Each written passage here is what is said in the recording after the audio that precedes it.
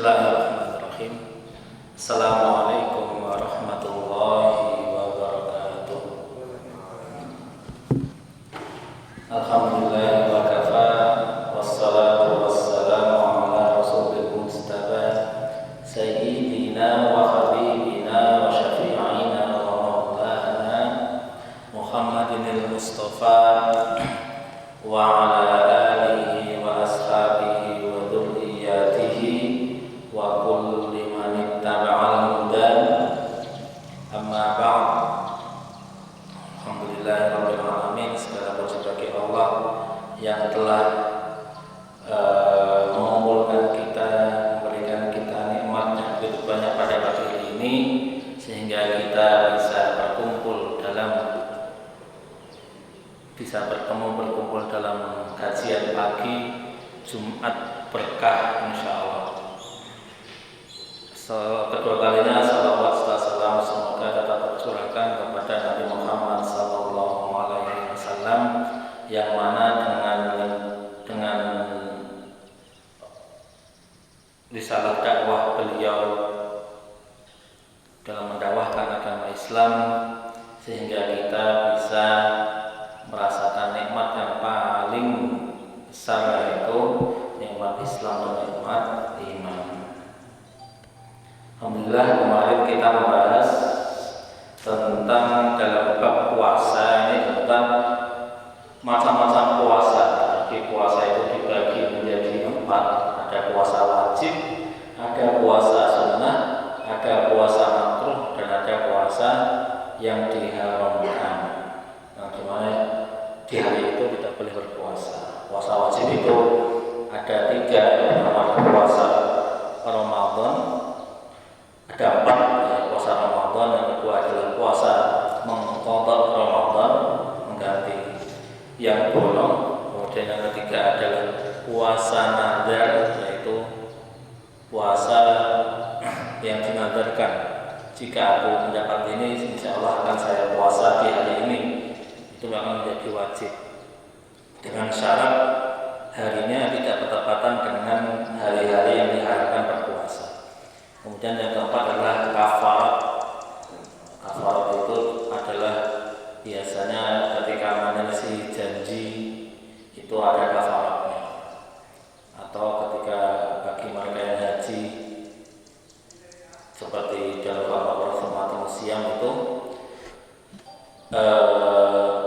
Atimul Fadl Umrah, ya, itu di situ diterangkan bahwa haji itu juga ada kafaratnya, 10 hari, 3 hari di hari haji, kemudian 7 harinya setelah perjalanan pulang atau ketika di rumah. Itu adalah puasa kafarat, puasa hukuman ketika melanggar suatu sumpah, atau ketika haji tamattu atau ifrad atau qiran, saya lupa itu, tamattu sebetulnya. Kemudian ada puasa sunnah. Puasa sunnah itu ada banyak sekali, ada puasa Senin Kamis, ada puasa Syawal, ada puasa Daud tiap hari, ya. Ya bukan tiap hari, selang-seling gitu ya. Terus puasa Ayyamul Bid 13, 14, 15 di bulan Hijriyah. Kemudian ada puasa Muharram, Tasu'ah, Asyura, 9-10 Muharram atau 10-11 Muharram, kemudian Arafah, dan di tanggal 8 Arafah juga. Kemudian memperbanyak puasa di bulan Dzul Haram, Dzul Qa'dah, Dzulhijjah, Muharram dan Rajab. Kemudian puasa yang diharamkan adalah puasa tanggal 1 Syawal, puasa 10 Dzulhijjah, yaitu di 2 sholat Id. Kemudian puasa tanggal 11, 12, 13 Dzulhijjah, yaitu hari tasyrik. Kemudian puasa wisol. Puasa wisol itu puasa yang tidak berbuka. Jadi sudah maghrib tapi tetap lanjut puasanya, gitu, tanpa berbuka dan tanpa sahur. Maka itu juga dilarang. Kemudian puasa makruh adalah puasa sunnah khusus pada hari Jumat, Sabtu atau Minggu, tanpa didahului atau didahului puasa di hari sebelumnya atau puasa di hari setelahnya, itu dimakruhkan. Kemudian puasa sunnah tanggal 10 Muharram saja, karena itu menyamai puasanya orang Yahudi yang dimana mereka puasa pada tanggal 10 Muharram saja. Untuk menyelisih Yahudi maka disebutkan tanggal 9-10 Muharram atau 10-11 Muharram.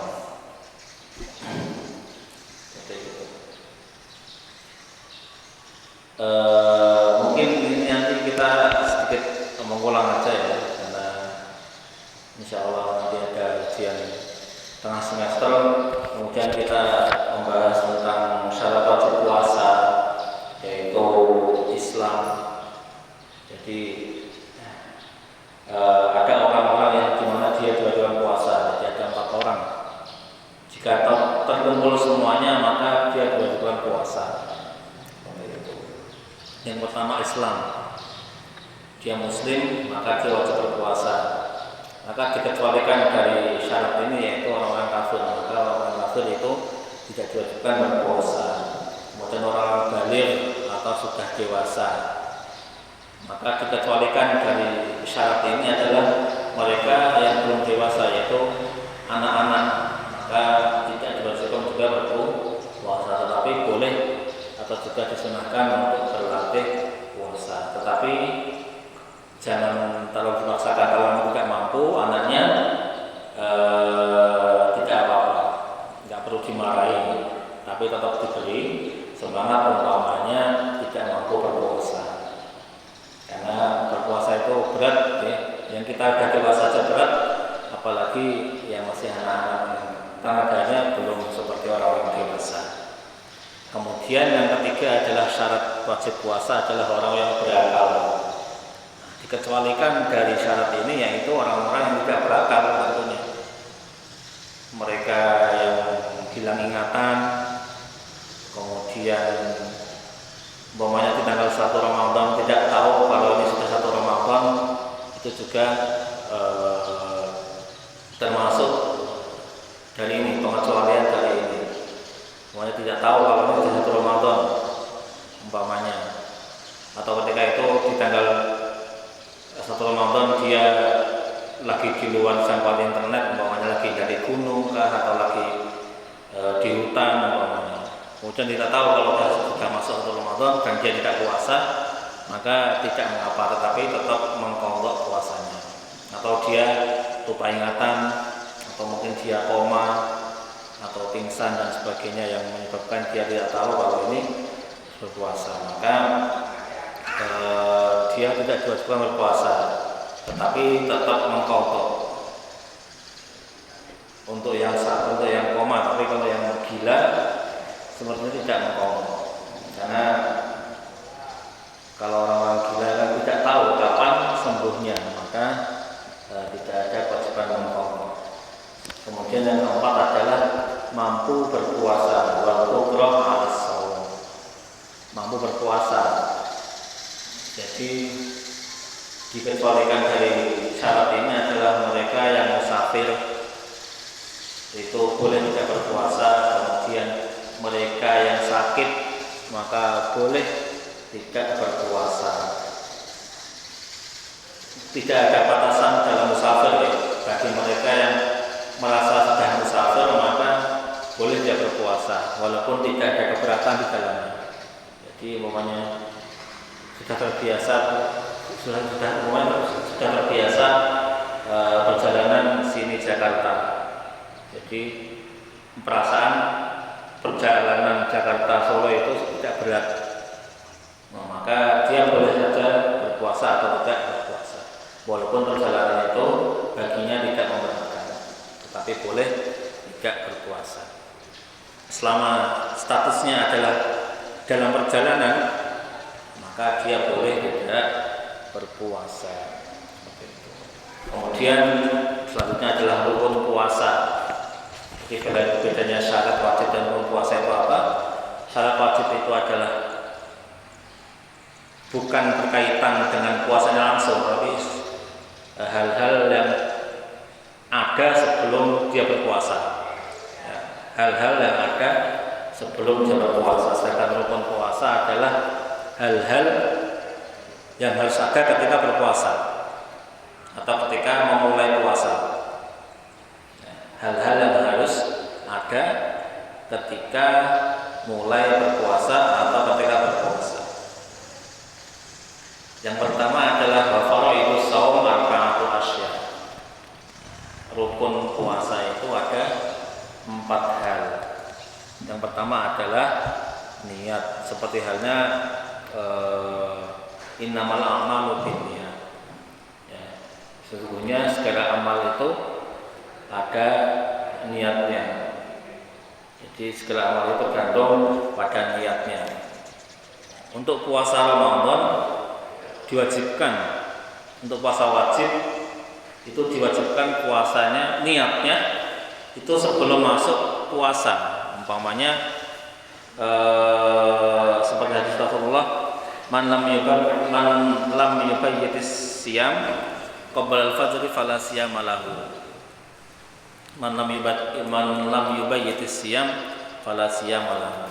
Qabla al-fajr fala siyama lahu. Barang siapa yang tidak berniat berpuasa sebelum fajar, maka puasanya tidak dianggap.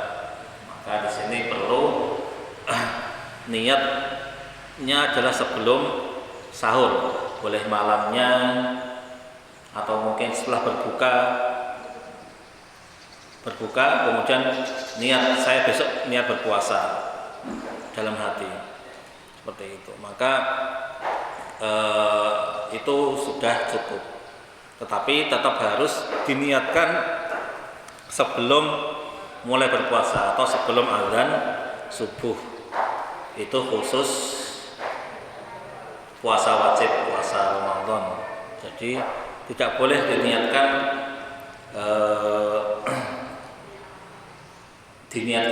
di pagi hari atau di siang hari. Wah, tadi belum niatkan sekarang, itu tidak boleh. Untuk puasa wajib itu tidak boleh diniatkan di pagi hari atau di siang hari. Itu tidak diperbolehkan. Kecuali dikecualikan adalah puasa sunnah, yaitu puasa-puasa sunnah itu diperbolehkan niat puasa di pagi hari ataupun siang hari. Rasulullah juga seperti itu, pernah berniat pada waktu itu Rasulullah juga belum makan dari subuh sampai menjelang duha. Kemudian bertanya kepada Aisyah, kita punya enggak makanan di rumah? Ya Rasulullah, kita tidak punya makanan. Kemudian Rasulullah bersabda, saya niat puasa mulai sekarang. Nah, itu puasa sunnah. Yang dimaksudkan dalam hadis itu adalah puasa sunnah, bukan puasa wajib. Jadi berniat untuk puasa wajib itu harus dilakukan sebelum fajar, sedangkan niat sunnah boleh dilakukan di pagi hari atau di siang hari. Seperti itu. Yang kedua adalah syarat atau rukun yang kedua adalah al-imsak. Sebelum masuk imsak, mengenai niat yang sudah kita bahas di minggu-minggu kemarin, niat itu di 4 mazhab tidak ada khilaf. Jadi wajib berniat untuk berpuasa, tidak ada khilaf di dalamnya. Dan juga tidak ada khilaf di dalamnya bahwa tempat niat itu berada dalam hati. Itu tidak ada perbedaan pendapat di situ. Dan juga tidak ada perbedaan pendapat, tidak disyaratkan untuk dilafalkan. Itu juga tidak ada pendapat di dalamnya. Bahkan di mazhab Syafi'i juga tidak disyaratkan untuk dilafalkan. Yang wajib adalah dalam hati. Tetapi wa yustahabbu, Imam Nawawi mengatakan walakin yustahabbu talafuz ma'al qalb. Tetapi disunnahkan untuk talafut, tetapi juga dibarengkan dengan hati. Karena boleh saja ada orang yang talafutnya niatnya itu cuma di mulut saja, tapi hatinya enggak. Aku niat berpuasa besok, tapi hatinya niat, wah aku besok mukoh. Gitu. Ada mungkin seperti itu. Ya. Maka itu tidak dianggap niat. Niat yang paling Yang niat yang dianggap itu adalah niat dari hati. Jadi walaupun dia ngomongnya, mulutnya berucap aku niat berpuasa besok, tetapi hatinya kok tidak berniat berpuasa besok, maka itu bukan niat. Maka itu tidak dianggap niat puasa. Yang dianggap adalah dalam hati.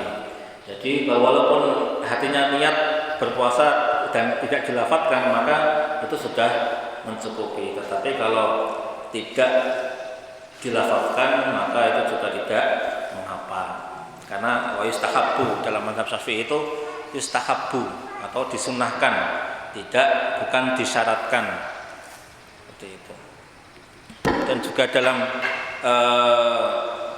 Imam Nawawi mengatakan juga bahwa di dalam kitabnya Rawdatul Talibin, seperti yang sudah kita bahas kemarin, bahwa niat lafadznya itu adalah ayyanuya samaudin an adai fardhu ramadan hadhihi sanati lillahi ta'ala. Jadi memang yang sudah kita pakai itu memang sudah ada diambil dari buku-buku ulama Syafi'i atau Imam Nawawi dalam kitabnya Rawdatul Talibin. Itu ada, kemudian dibuat nawaitu gimana? Nawaitu soma ghatin, ya. Nawaitu soma ghatin an adai fardhi syahri ramadhana hadhihi sanati fardhon lillahi ta'ala. Itu dasarnya adalah dari Imam Nawawi dalam kitabnya Rawdatul Talibin. Seperti itu. Ini boleh dilakukan tetapi tidak disyaratkan. Kalau nggak pakai talafat gimana? Tidak apa-apa. Kalau pakai talafat gimana? Tidak apa-apa. Jadi mau dilafatkan apa enggak? Itu tidak apa-apa. Boleh dipilih yang mana. Tetapi yang paling inti adalah niatnya yang dalam hati. Seperti itu. Kemudian imsak yang kedua adalah, puasa yang kedua adalah imsak, yaitu menahan diri dari makan dan minum dari fajar atau dari waktu subuh sampai waktu maghrib. Hatta kulu washrabu hatta yatabayyana lakumul khaytul abyadu minal khaytil aswad. Dan makan dan minumlah sampai terang bagimu mana benang putih dan mana benang hitam. Benang putih itu adalah fajar, benang hitam itu adalah maghrib. Maka boleh makan minum sampai dia subuh, kemudian menahan makan sampai benang hitam, yaitu maghrib. Seperti itu. Kemudian soal imsak ini kita ada adat namanya imsak. Imsak itu adalah tanda untuk mulainya puasa. Jadi imsak itu di sini kan 10 menit sebelum azan. Tetapi ketika imsak dimulai, imsak itu masih boleh makan dan minum. Tetapi ketika sudah azan Allahu Akbar, itu sudah tidak boleh makan dan minum. Jadi umpamanya masih ada makanan di mulut atau ada minum di mulut ketika sudah mendengar azan, jangan ditelan tapi dimuntahkan atau dilepeh pada bahasa Jawanya, ya. Jangan diminum atau jangan ditelan umpamanya kalau sudah mendengar azan. Terus bagaimana, ada sebuah hadis yang mengatakan bahwa kalau mendengar azan itu jangan menaruh makanan yang ada di piring. Jadi hadisnya adalah berbunyi, idza sami'a ahadakumun nida wal ina'u ala yadihi fala yad'u hatta yaqdiya hajatahu minhu. Jadi apabila engkau mendengarkan azan dan piring, ina itu adalah tempat makannya, piring itu ada di atas tanganmu, maka jangan diletakkan, tetapi teruskan sampai habis itu piringnya atau makanannya. Nah, Yang dimaksud adzan di sini adalah dulu pada zaman Rasulullah itu ada 2 adzan. Jadi adzan awal, kemudian adzan pertama dan adzan kedua. Adzan pertama ini adalah dilakukan sebelum subuh datang. Nah, maksudnya di sini adalah, jadi maksud dalam hadis ini adalah adzan sebelum subuh. Jadi belum masuk waktu subuh. Maka Rasulullah bersabda, maka silahkan kalian selesaikan makannya. Ya. Jadi bisa dianggap adzan pertama ini adalah imsak dalam waktu. Jadi bisa dianggap di waktu Indonesia ya, di Indonesia ini adzan pertama di zaman Rasulullah itu adalah imsak bagi kita. Jadi imsak itu masih boleh makan. Tetapi kemudian adzan kedua atau yang kita sebut nanti ada adzan subuh di hari di Indonesia ini adzan subuh, maka itu sudah tidak boleh makan. Jadi apa yang ada di mulut, apa yang ada di tangan ya lepaskan semuanya, jangan ditelan ketika sudah mendengar azan. Maka ketika sudah mendengar imsak, segera diselesaikan makan dan minumnya. Mungkin itu ya yang saya sampaikan. Kelebihan 6 menit, mohon maaf. Mungkin itu yang dapat saya sampaikan. Mungkin kita tidak membuka tanya jawab karena sudah habis waktunya, apalagi nanti kan ada yang mengawas ujian. Nggih, lancar semuanya nggih ujiannya. Yang pengawas Masya Allah luar biasa. Saya lihat di grup antusias dalam kelas 10 ya, khususnya karena saya mengajar kelas 10 dalam ulangan tanggal semester ini. Semoga kita diberikan kelancaran dalam menjalankan PTS ini dan diberikan kemudahan bagi siswa-siswa kita dalam mengerjakannya. Semoga itu. Kalau tahfidz insya Allah mudah, kalau pelajaran lain wallahu a'lam ya. Karena tahfidz saya bilang mudah karena masih, kalau kelas 10 kan masih mudah ya, terus 30 insya Allah mudah. Semoga diberi kemudahan untuk semua pelajaran dan semoga anak-anak itu rajin dalam mengajarkannya. Maksudnya karena kan ada yang mungkin tidak tepat waktu hari ini tidak ajarkan, tapi mungkin minggu depan atau mungkin biasanya ada anak-anak yang mengajarkannya tidak di hari, tidak dijadwalkan. Tapi semoga kita mendapatkan barokah dari segala aktivitas yang kita kerjakan. Mungkin itu yang harus saya sampaikan. Kita tutup dengan bacaan hamdalah dan doa penutup majelis bersama-sama.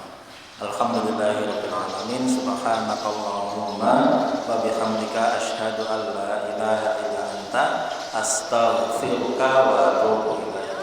Assalamualaikum